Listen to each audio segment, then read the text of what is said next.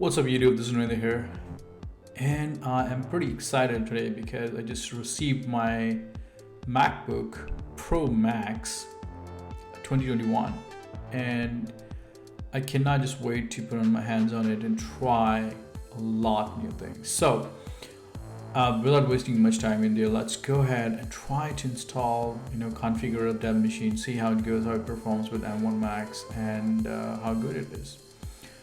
So in this video, I'm going to be doing some kind of bunch of installation. This is not going to be a performance oriented video now. This is going to be a hardcore dev machine setup. So we'll be installing and configuring a bunch of softwares in there.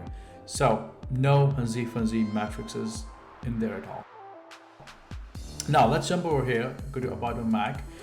And as you can see, it's a 14-inch 2021 M1 Max 64 gig.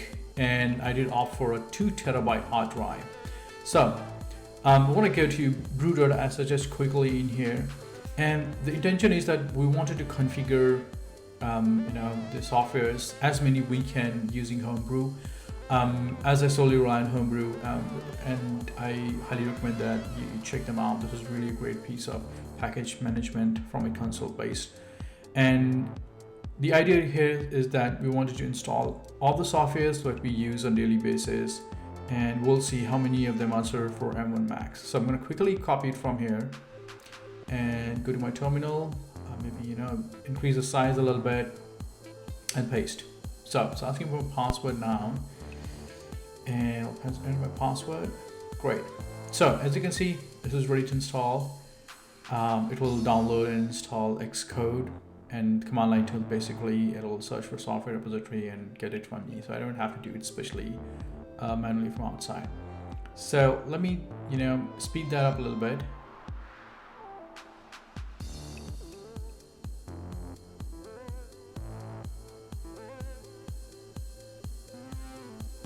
Great, so it's installed as you can see, but it's not included in my path.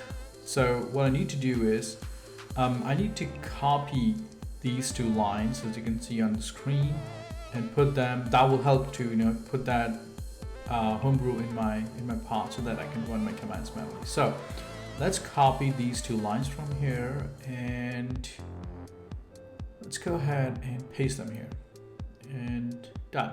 So now if I run brew help, I should see my, there we go. So we can see all the commands being listed on the screen. Now before we run ahead, let's do a brew update quickly to make sure we are all up to date. That's good and nice.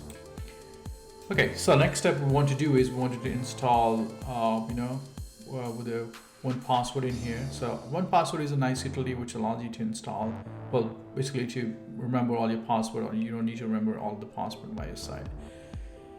So let's wait for it to finish. So because this is the first cask which I'm installing, so it's going to tap the Homebrew cask, and then followed by it will actually install the cask, which is the 1Password cask. So cask is basically a GUI application which you use on the Mac OS. So there we go. It looks like our cask is installed, which is 1Password, and as you can see, it's already in my applications. There we go. So great. Okay, so next step, we're going to install Alfred. Alfred is basically a replacement for your searching on the Mac. It's better than your Spotlight, so I recommend that. Next step, we want to install App Cleaner, which is a nice utility to clean up your residue after installation. Finally, that's a nice way to do that. I use Choosy for browser selection, and we'll try to install that in here. Okay, enter password. Boo. Looks like it's not configured, not compatible with my Mac M1. So let's try next thing. We'll go for a media player. It's downloading now. Okay, great. It's installing. Looks like it's compatible. That's good. Okay, cool. Next step, we'll try to install Firefox now. We all know what Firefox is, so there's no definition needed in there. Okay, once it is done, we'll jump towards Chrome.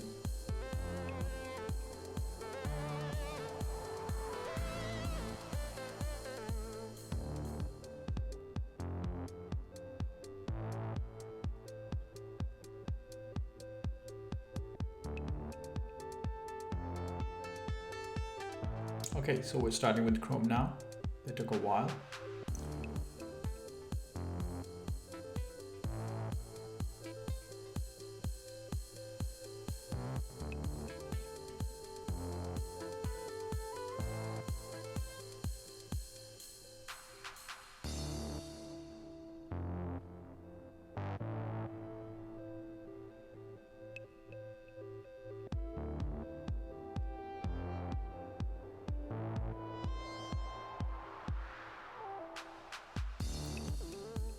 Okay, looks like it's about to be done. Great. Next step, GPT Suite. Now, if you don't know what GPT Suite is basically a nice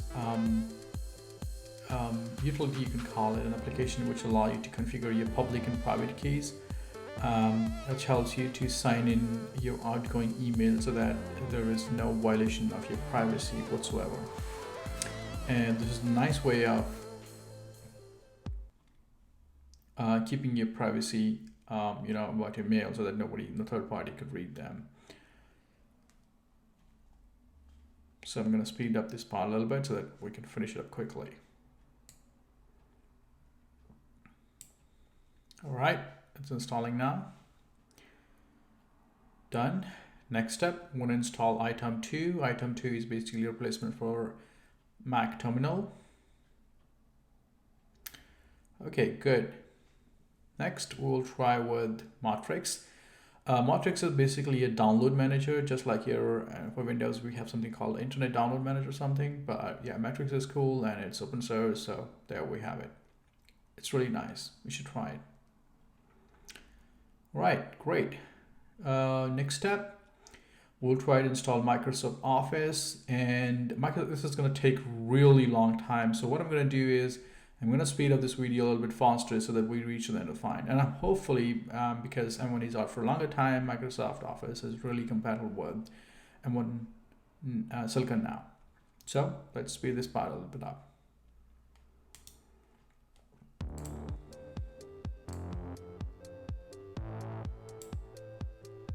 Okay, so that took quite a while, but it's done now.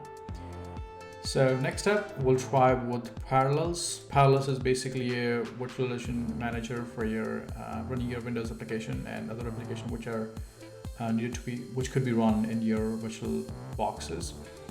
Parallels has a nice support for M1 Open Silicon, so that's why I'm trying it to see if we can run ARM-based Windows or other distributions for Linux as well. So this is a nice utility to have in place.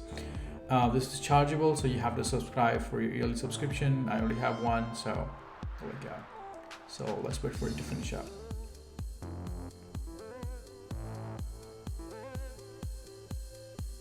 Great. So it looks like it's completely installed. There was some warnings in there, but some kind of messages in there, not warnings really, but yeah, that's good. Okay, next up, let's move on. Next, we want to try install all the communication, chat and Slacking and Skyping software. So let's start with Skype here. Once we're done with Skype, we will run towards Slack.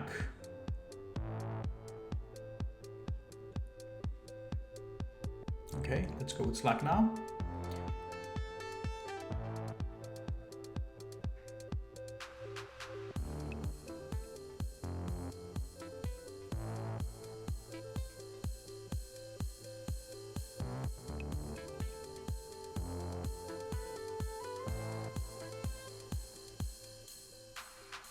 Okay, good. Next step, we'll try with Sublime Text. Sublime Text is a nice text editor, and I've been using it for a while, and I really like this one. So yeah, there we go. I think it looks like it's compatible, so it's installed. All looks okay to me. Okay, next step, we would like to install Rectangle. Rectangle is basically a nice window manager utility. Looks like it's compatible and about to be done. Good. Finally, we'll install Untitled. It's basically a zip utility for archiving and archiving your backups. Finally, we will try to go with Visual Studio Code, and yeah, I don't need to talk about what a Visual Studio Code is. It's basically an editor, integrated development environment, which allows you to write up your code. If you're a developer, you probably know what a Visual Studio Code is. And it's done. Good. Okay, let's go ahead and install Zoom now. These days you can't do much without Zoom, so looks like it's going okay. And finally, what we want to do is we want to install some custom fonts. So I'm going to tap Homebrew Cast font tab in there, and that will allow me to install my favorite font, which is Font-Fira. So I'm going to install that right in here, and looks like it's almost done. That's great.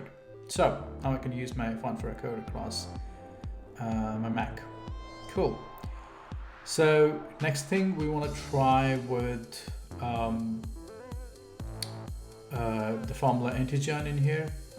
That will basically allow me to install some custom package manager for my console. Another thing. So there are some utilities which you will need for like Node.js and all. So I'm trying to install those. I think they're already by default compatible. So it looks like they're being, they're going to take quite a bunch of time to install. But let's wait for them to complete here.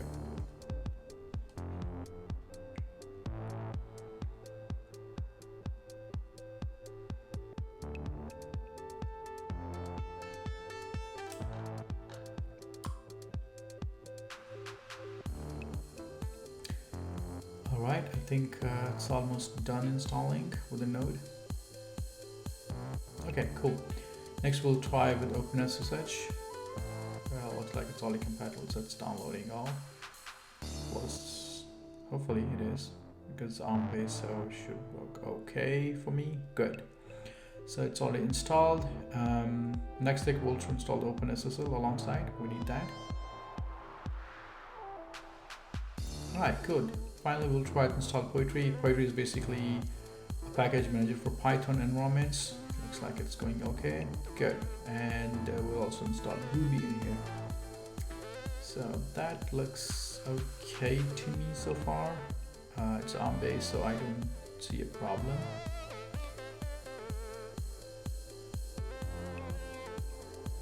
Brilliant. Okay, so let's go ahead and install a nice UI editor. Start ship for my terminal prompt, and once it's installed, as you can see on my screen, it'll look something like that. So it's really nice to have a nice interface which helps you to demonstrate what kind of commands you're running and how long it took and what are the outputs and stuff like that. If you're somebody who likes who is into more terminal based or command based interaction with the OS, you probably know that having a nicer PS prompt or nicer interactive prompt is nice to have, and it really help you out in those critical situations when you're trying to solve a problem. So folks, this is all I wanted to share quickly on this one.